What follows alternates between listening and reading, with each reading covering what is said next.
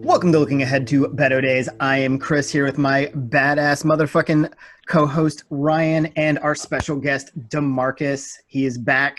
We always love having Demarcus on the show. Welcome back, Demarcus. What's up, everybody? Thanks for having me. I love being back here. Hey, always a pleasure to have you here. Always. Yeah.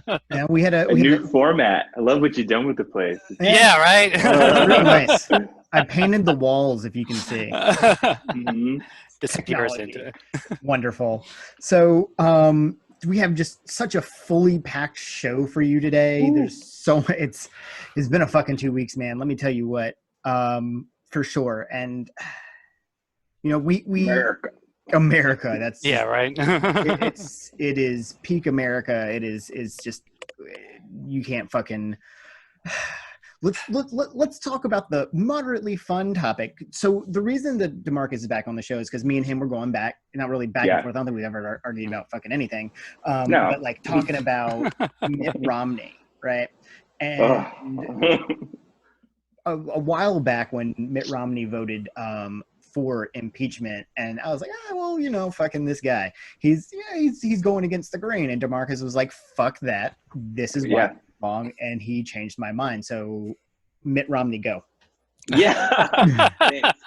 So I want to make it clear, like, I am not like this ultra partisan person who just doesn't listen to people who have differing opinions. I think I want to make that clear, because I think that's dude, you do that. Yeah. I fucking would. Let me tell you what. You will have real conversations with people, and you always back shit up with facts. So yeah.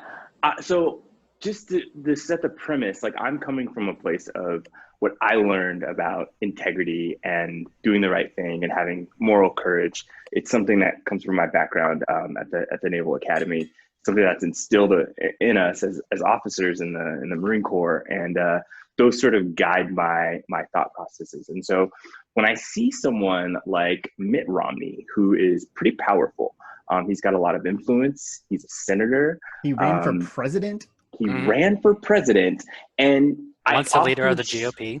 Yeah. Yep. I often So he's not like a Jeff struggle. Sessions or anything. No. No. He's like a prominent dude. And what I struggle with, though, is a couple things. One, how much praise he gets for doing the bare minimum when it comes to the exact things that Democrats do on a daily basis, when it comes to criticizing the wrongdoing in the Trump administration. Democrats can scream, they can call foul, they can point out the truth.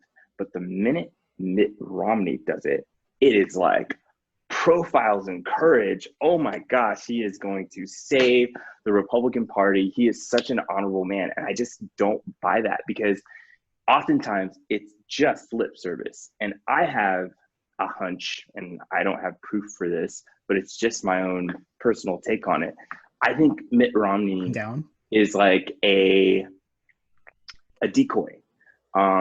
He soothes people's incessant need to not be partisan, and so they look for ways to give the GOP credit that they don't deserve.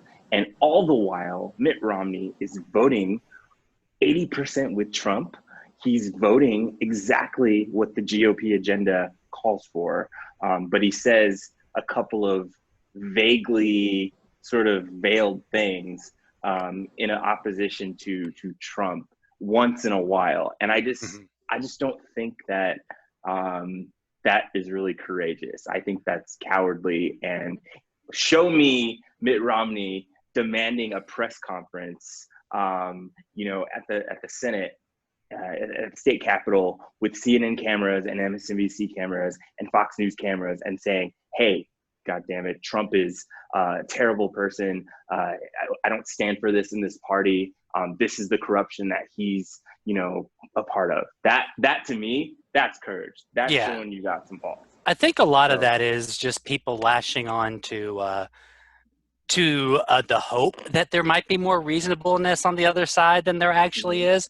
And, you certainly can say that, certainly not every Republican is going to be an alt-right fool like Donald Trump. And there's probably a lot of people who, actually a very large proportion of them that probably look like Romney, who are, maybe a little more reasonable in certain regards. But yeah, you can't, you can't lash on to that hope that suddenly there's going to be they're going to have this reasonable moment. This guy's they're not. People underestimate Republicans are loyal. They are loyal to anything. It's loyal. It's party before country. I say this about the Republicans. If they were a principled conservative party, it'd be one thing. I could respect that because I can disagree with you on certain things, but if you're principled and stay true to your principles about certain things, all right, we can disagree. But that's not what they are. No, I can't respect them. So they're the string quartet going down on the Titanic, trying to soothe the American people while they drown too. Right? Absolutely. Mitt Romney does the bare minimum. He wipes his ass, but he doesn't shower later. Right? So he stays dirty. I agree. I don't even think he does the bare minimum. I'm going to correct my statement. I think he just says things that maybe sound nice to give people like a false sense that he is decent. But all the while, his actions don't back it up. I remember when he first came into the Senate, he wrote this giant op-ed and it got all this, attention because it was critical of Trump, but he hasn't denounced Trump. He's voted for the judges. He's voted for the agenda. And I believe he voted. He likes the policy. He just doesn't like how blatant and in your face. Well, I believe he just doesn't like the style. He voted for what's his face, Ratcliffe for DNI. Like it's the maybe I'm gonna run for president or maybe I'm not. So I'm gonna kind of stay in the good graces. I'm gonna like test the waters of how this all turns out, and if I can sort of present a reasonable half in, half out persona, maybe there's a chance that when this is all over, I can claim plausible deniability that, hey, I called out Trump. I stood up for what was right. I voted for one article of the two of impeachment, which I think is absolute bullshit. There's two articles of impeachment. One was obstruction of Congress. The other one was, what was it? I'm losing it. I forgot the other article. Abuse of power.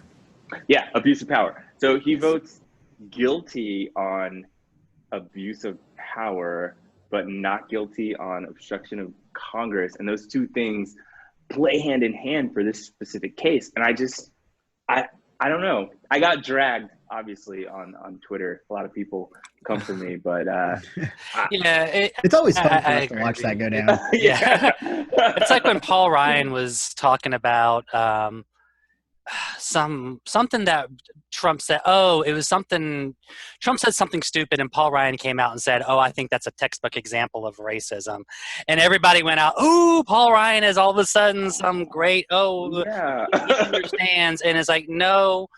You listen to that, and he got kind of cornered in public. It was kind of a reluctant thing. It's like, it's more like I can't believe I have to say this. Sure. It's like, no, you kind of need to say this when it's like, and more importantly, shit is this bad.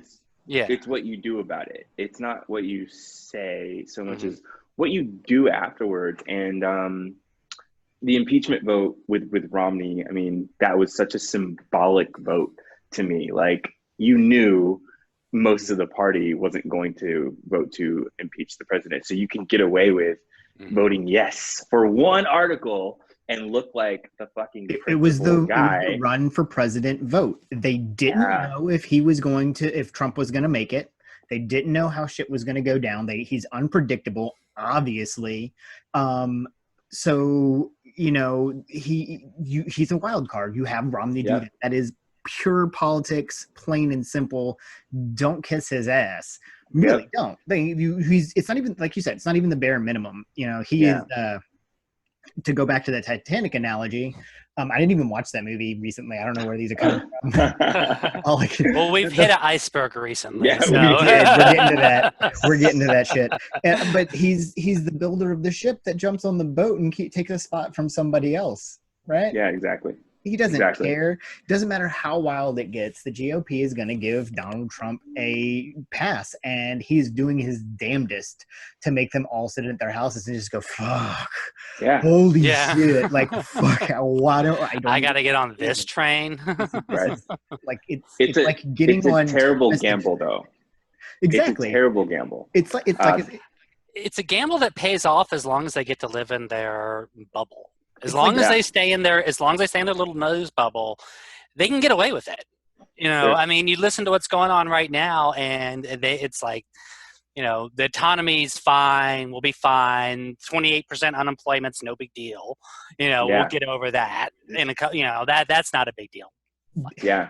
You know, the pandemic is not a big deal. We can just reopen, and there's no big deal. The death rates, we had 1,000 deaths, and there's going to be a second or third wave, but that's it's just no biggie. No biggie. They basically tied themselves, or at least the train that's being led by Thomas the Tank Engine, if he did meth. And it's pretty much where we're at, like, seriously. And it's gotten even worse in the last couple of days, and it's going to get much worse, but it's, you know, it's been 2020, right? I'm surprised we're at like a fever pitch right now. I'm surprised. We got here intact like this, you know, because it's been pretty shitty for the last 3.5 years, 4 years. So how intact are we really? If the president of the United States is going after fucking Twitter in the middle of a pandemic while cities burn, right? Yeah. Right. So, cities are burning. Oh, and he pulled out of the World Health Organization today. He pulled out of World Health Organization in the middle of a pandemic, in the middle of many of, you know, just in the middle of the United States. We are 2 assassinations short of 1968. I would hazard to even argue that 2020 is worse than 1968 because we have a pandemic and our cities are burning because motherfucking cops can't do their jobs right. Yeah, and because we have yet to address the problem of racism effectively in this country. And I think I was talking to Ryan before this, and man, despite all of the chaos and the craziness, I don't know why, but I have this sense of hope. And I'm drawing, I think, a lot of my hope from the past. And at every juncture in American history where there was a big problem and an uprising or a revolution or, you know, riots, change happened because people got fed up and they got active. I mean, no matter what. And so, yes, this is what I should, just to give you guys a little bit of background. And by the way, there are cops who do their jobs. I'm related to most of them. Yeah. Most, I will even go say most of them do their jobs. The vast majority. I agree. But there's 2 types of cops. Cops who want to make a difference and types that want power. The ones that want power, fuck them. Those are the guys that accidentally kill people because they want to put somebody down, and it's doubled if they're a fucking white supremacist. It's much worse. And so what we're talking about is an incident that happened in Minneapolis. An individual by the name of George Floyd was detained by police. It came out today that there were 3 of them on him. There were 4 cops. One of them stood and watched while the other cop, officer or ex-officer, fuck him, Derek Chauvin, had his knee pressed down on this man's neck. Yeah. He wasn't fighting and resisting arrest. He was literally resisting death. And the fact that they were arrested almost immediately because they could have detained him. They weren't charged almost immediately because they could have. There's plenty of tape. There's tape from behind. They can charge the other 2 cops that were with Chauvin because they charged him with 3rd-degree murder today, as well as manslaughter. But they can hopefully they'll charge the other cop who just stood there and watched with negligence. He literally took that man's pulse and said, I don't feel nothing, and then just left him down there for 3 more minutes. They did not administer care. That to me shows intent to kill. So you could maybe argue the second degree murder, but that's going to be a tougher case to sell. Sure. And we'll talk about the case first, but because I really want to get into Race in America, because that is it's really burning on me.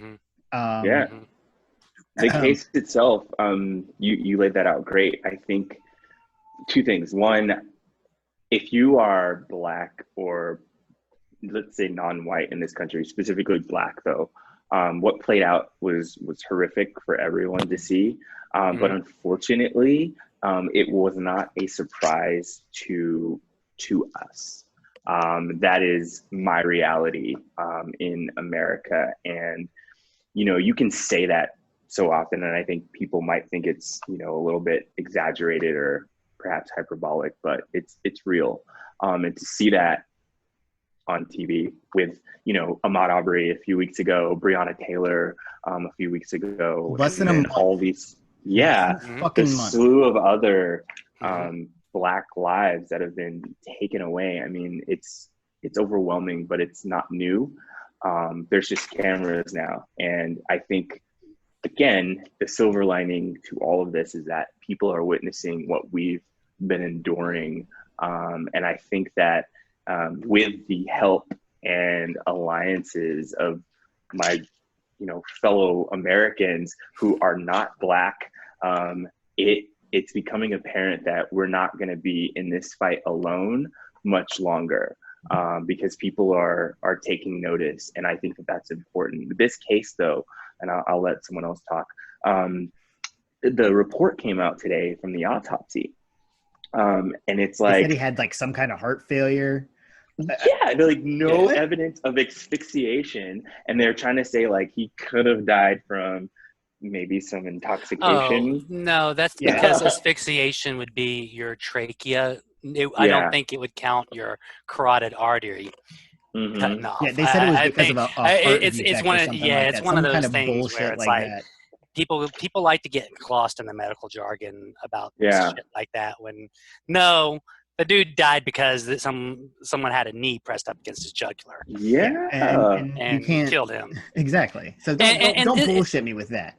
And this is what frustrates me about a lot of the people is like, they're like, people come out and say, oh, well, the cops weren't racist. You don't know that cop was racist. And like, I don't need the cop to be racist for that to be wrong. I don't need the cop to wake up and say, I want to kill a Black person for that situation to be wrong. You shouldn't put you have a suspect in your care. That is wrong under any circumstances. Like there shouldn't be any discussion here about whether or not it's okay or whether or not it was justified or there's just no justification for this under any justification. And it's frustrating watching people try and defend this, or any of these shootings, just watching these very weak defenses about, how it was justified. The kid was running away, so therefore he must be up to something. I have a right to chase him down and surround him with guns and shoot him. That's to me, shit like that. It's like, that's not police work. That's not what they're trained to do. I have never known, one of my family members has never come home and said, oh yeah, no, they totally trained us to shoot somebody 5 times and then strangle them to death. That's the whole point of police work, is to kill everybody. That's exactly. No, it's never right there is the basis and the core of white supremacy. Like the idea that it is my right as a white person to defend my safety, and if I feel like my life is in danger, I have the right to take your life away. That's it. Period. That's full stop. Point so blank. When you see those, and that goes outside of white supremacy, because it is something that's ingrained in people. People. They don't look at other people as human beings. No, they're very quick to say that you're not one of mine, so therefore I'm willing to kill you, or at least lessen your life, value your life less than mine. And if there's a very obvious way of telling you the difference between us, well, I'm just going to use that even more. It's not, it just, part of it is human nature. Like we have the nature of being in group, out group, it's just part of being human condition is, everybody is has bigotry and bias about something. Sure. But to allow that to rule your life and to let that make decisions for you, I just don't understand how people allow that to warp their logic and just because it's let justified. themselves go off and justify. It's like, no, it lets themselves turn off empathy is what it does. They lets them turn, like, you can't let that just override empathy. You have to empathize with people. And I think that's what's missing with a lot of these people. There's just no empathy involved. Empathy is, and that empathy isn't something they're trying to get, right? Like, Demarcus, something you said stuck out to me. Said, all of a sudden we've got cell phones and people are seeing videos, but that's not fucking true, right? Because we had cameras in 1963 when the Birmingham marches happened, and they were spraying kids and shit. That's what changed the whole. That changed the narrative. And don't get it right, because we 92 on the Rodney King riots. Done it real fucked up since then. Yeah. So it's not a justification, but what I'm trying to say is this material is out there. You could have been watching it for years. So it is a next level of white privilege to be able to say, well, I didn't educate myself, so who, right? It is willful ignorance. And it is just 100%. As bad as being bigoted. Exactly. You can't be neutral. You can't be neutral during situations of oppression because you aid the oppressor. And I think for a lot of Black people in particular, we've been saying this for decades, for centuries, and at least 400 years. Yeah. I think in the modern era, when we've had progress, there has been progress. Like, I won't deny that. We've gotten to a point where, we understand that we do have rights. We're not necessarily afforded them like everyone else, but we do have them. And I think me growing up in a very diverse neighborhood with a lot of friends, being a military brat, like, I got to see what it was like just to be like cool with everybody, right? You almost forget that you're different. And people who grow up, white people who grow up around that kind of diversity, don't realize that, you still are sort of living the reality of being Black in America. And so it's hard for them to fathom that it's not 1968, but I'm still dealing with those same types of things. And I think there's this human reaction. I will say it's a human reaction, but I think particularly in white people, to be in disbelief of racism. And so because it almost like they don't see attacks you. Yeah. They don't see it. And I grew up in a zero diversity. Everybody was white. Yeah. Like lily white, hillbilly Republicans. I hate it. I grew up, dude. I'm not gonna say I didn't have a good childhood, but outside of like socially, the shit that I know that I learned, I had to basically unlearn.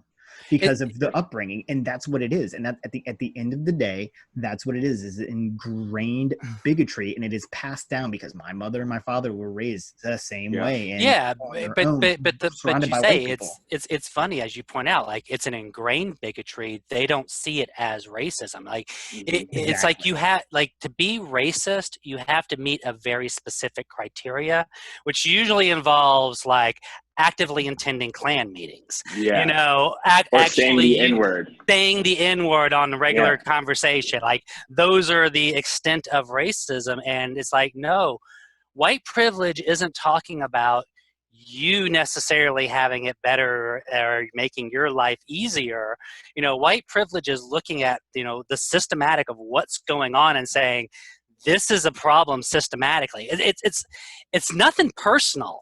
That's what I try and get across to people. Like, it's nothing personal to say, white privilege, you have privilege, I have privilege. Everybody has privilege to some degree. If they want to bring a point in to say, oh, well, Black people, and I've heard this before, Black people in America are more privileged than Black people in Africa. Well, okay. Fine. You want to say that? I would say that. I've heard it I've heard lot. that. A lot, I read that too. a lot. You should be grateful kind of thing. Oh, I have absolutely. heard some shit, but I had Absolutely. not heard that. Oh God, We should be grateful. Tommy Lawrence, she is the perfect person. I cannot stand Hitler Youth Barbie. It's like exactly. That's her biggest defense, though. It's like, hey, why are you protesting if you hate America so much? You're making $19 million, Colin Kaepernick. Exactly. Like, how the hell are you protesting? We gave you that opportunity in America. So how can you, that's her. It doesn't work that way. No, it's like, oh, okay. Why are you bitching about liberals when there's poor, starving kids in China? Shut the fuck up. This is a stupid sequitur. We're talking about a specific problem that's in this country that is a real problem that keeps persisting itself throughout. And I mean, I don't know what can really be done about it.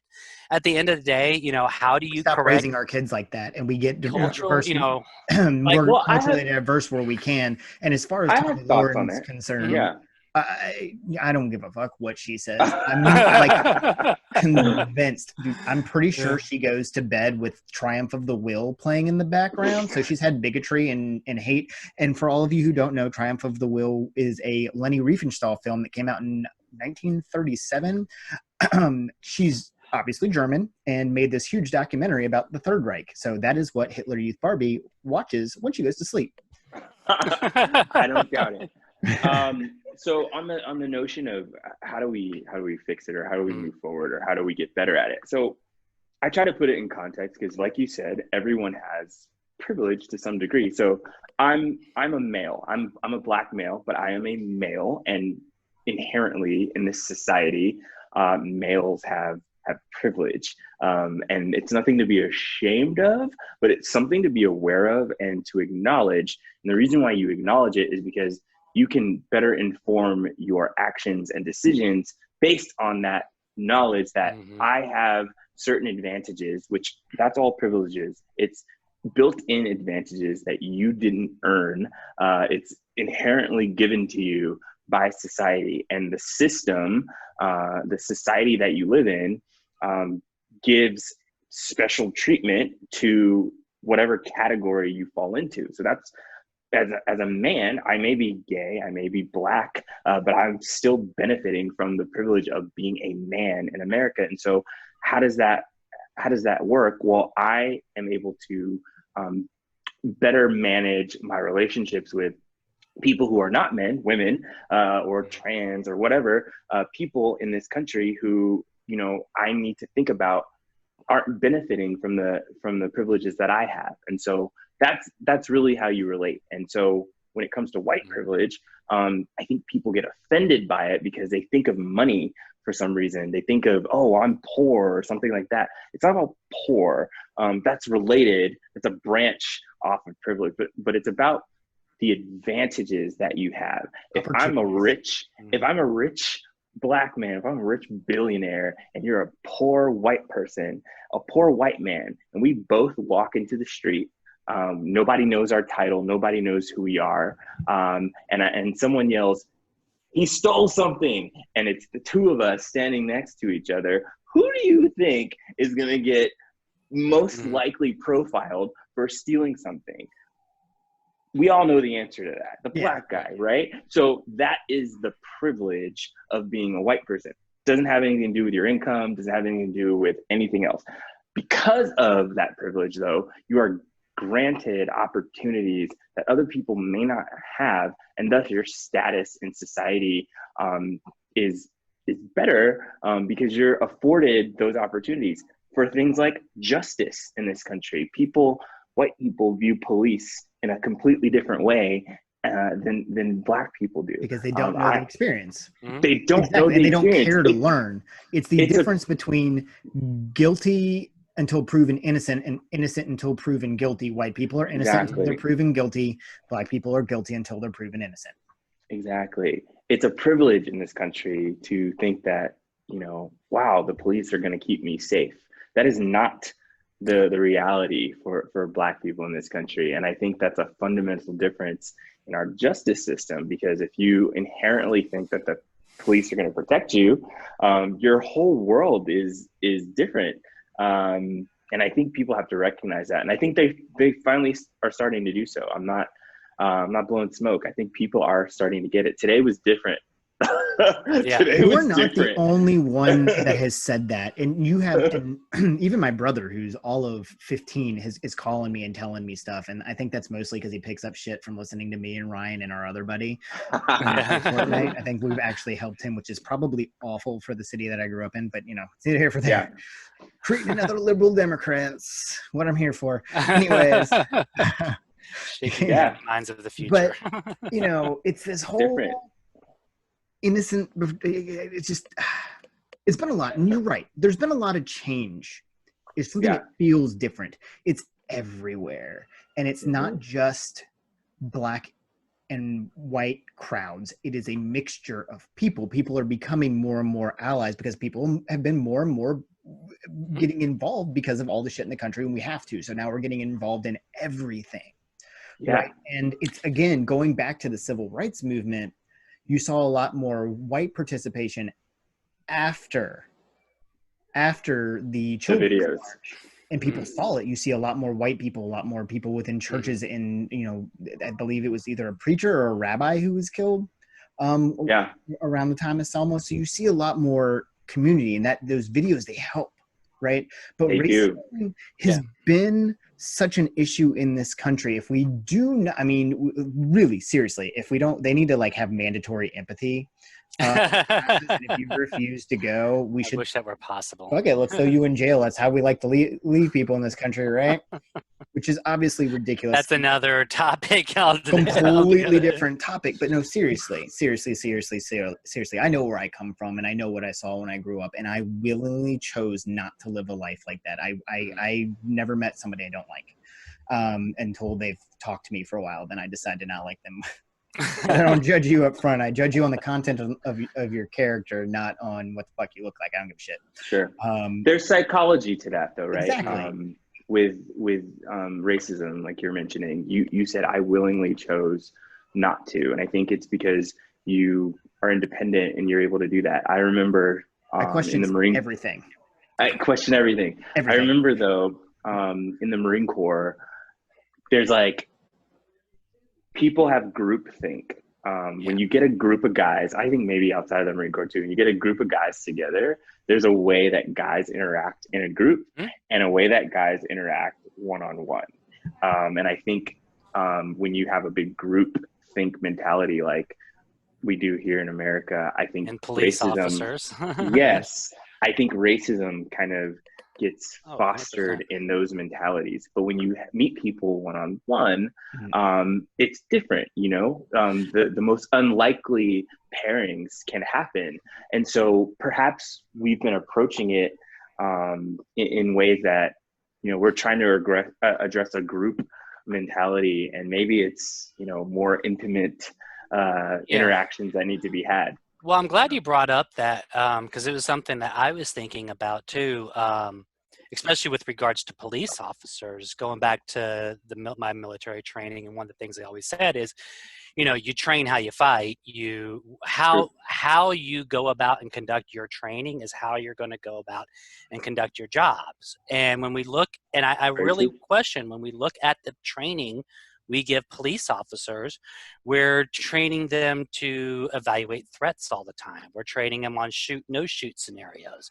We're training them on all these different scenarios and range time on how and when to use the gun, and not everything else on how to approach situations so you don't need to use the gun. Exactly. Yeah. That's a big challenge. So that's one of the ways you can start changing institutional change. Sure. Doing something, I hate to say this because, I'm usually pro-union, but the police unions are getting to a point where their political influence is starting to really be a problem. When they start becoming a mouthpiece that creates more angst and anxiety and doesn't soothe the community, they aren't doing a public service anymore. They're no longer a public service union. You know, that's what these are. These are public service unions, and if you're causing more divisiveness. I mean, I can think back to the case here in Houston recently where we had a no-knock warrant there was a no-knock warrant. It was a white father and son. They defended themselves in the house because the police came in, killed two officers. They themselves died. Turned out the officer who got the warrant lied about the whole thing. Turned it a whole thing where he lied about a whole bunch of cases, and it became a big scandal. And the police union was out there yelling and trying to say, we wanted to get lists of everybody who speaks out about this on social media and track them, and tired about getting police officers, being a target on their back. And it's like, you know, you have someone who's doing obvious wrong and you're still defending him publicly. You know, what you do in those situations, PR 101 is we're gonna support the rights of our members, make sure that they have due diligence and that they get the legal rights afforded to them. Some perfunctory statement, keep it short, simple, to the point, and step away from it. You know, you don't need to insert yourself into some sort of stupid political mouthpiece when it's not needed. All you're doing is just flaming the fuel the fire, and it's doing a disservice to what's supposed to be a public service union. I agree. I got off my little soapbox there. No, I agree. That's what we're here for. I think also to your point about the training and whatnot, I think it even goes back a step further.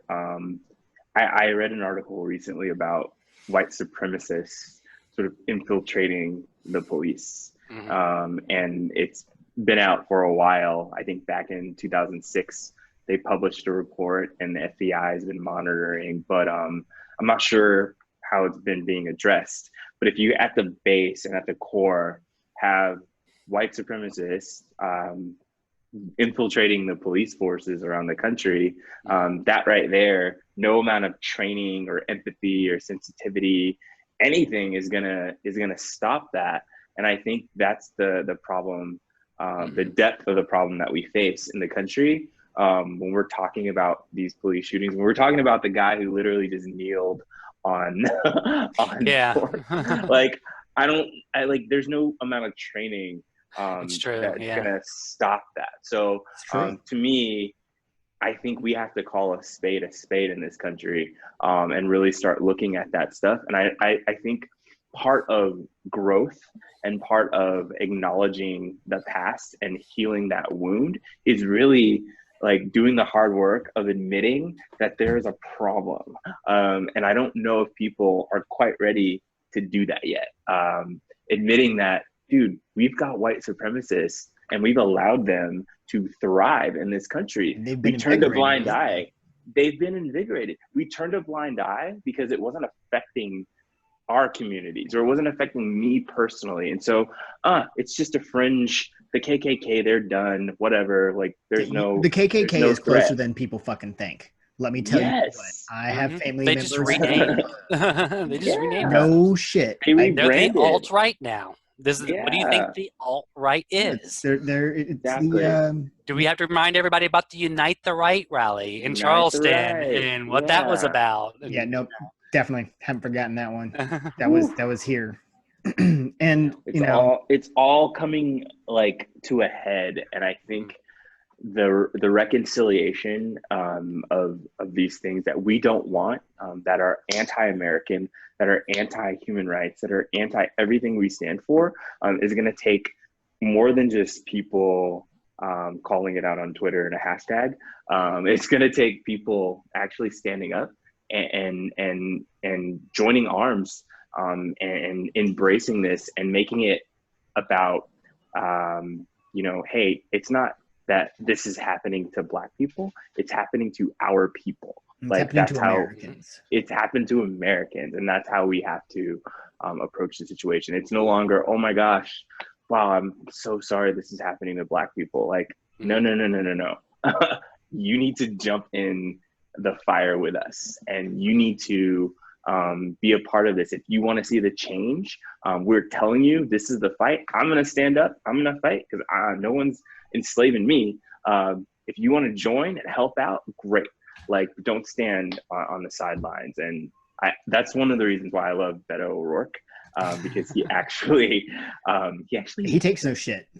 He takes no shit, and he gets out there and he calls it out. And I don't know, I'm in awe of him constantly. Just, he's the leader we deserve. Yeah. Fuck yeah, he is. And I think this is a good place to kind of like bring everything together and end out on what it means to be an ally. An ally is not somebody who says, "Oh my God, that's awful" on Twitter. Yeah. An ally is somebody who gets out there and fucking does something about it. You join these protests. You do shit like this where you're vocally saying something like, and we've been at this almost a year. In the beginning, I felt like we were shouting at walls, and we're not anymore. And we want to use this platform, and everybody should use that. It's more than just fucking Twitter and Facebook and Instagram. Retweeting a video isn't going to bring that man back. And as much as we say we're on that precipice, and I hope to God this is the last one, it won't be, but I hope to God it is. Right? Every day is a step closer. It will never not be the last one. I mean, we're going to be dealing with this forever, unfortunately. You've got to get out there and help people. Yeah. You can't just sit on the sidelines. There's no sidelines anymore. Fuck it. We're all in the game because people are dying. And just like Demarcus said, Americans are dying. And that is more than a reason to get out and say something. Because if it was your fucking family, you'd want them by you, and they're your neighbors. Plain as that. It doesn't matter where you are from. I grew up with only white people, but the people in Hampton were still my neighbors, right? It's a community because we're fucking American. Right? Absolutely. Stop seeing things. Just imagine, and I know you're wrapping up, but just imagine had the person on the ground been 18-year-old Molly Sue from Wisconsin. She wouldn't have been on the ground. Look at the mass shooters they arrest. They arrest them standing up with handcuffs. She wouldn't have been on the ground. Can you even imagine something like that? So the fact that we can't is enough of a reason to say, something's wrong, because if we're all supposed to be equals here, then why is that not the case? And how much outrage would there be and demanding for justice if a black cop put his knee on the neck of a white woman on the ground and killed her, or a white man and killed them? How quickly would that person be arrested? Oh, he'd have been in jail before he got back to the station. They'd just been like, here you go. Yep, we got you ready. It wouldn't have been 4 days. It wouldn't have been 4 days, and they would have had charges on him by which is still relatively fast for charging a police officer. I mean, it's very fast. I mean, it sucks that it takes that. I'm congratulating saying 4 days is fast, but still fast. It took what was his name? Botham Jean. 30 days. It was like a clear case of you killed a guy in cold blood. You don't get to in his apartment. In his own apartment. Exactly. Yeah, you walked in, shot him. I get it. It was an accident, but you don't get to get away with that. No. And again, Demarcus, thank you so much for coming on the show and hanging out. Obviously, as this stuff continues, we're going to have you back on in the next couple of months, just because it's fucking fun to check in with you and get into these topics. And for those of you who are listening and or watching at home, remember that it means more to be an ally than being outraged. It takes action, and this is not going to stop. You have to keep on getting out. You have to keep on volunteering. You have to keep on looking ahead to better days.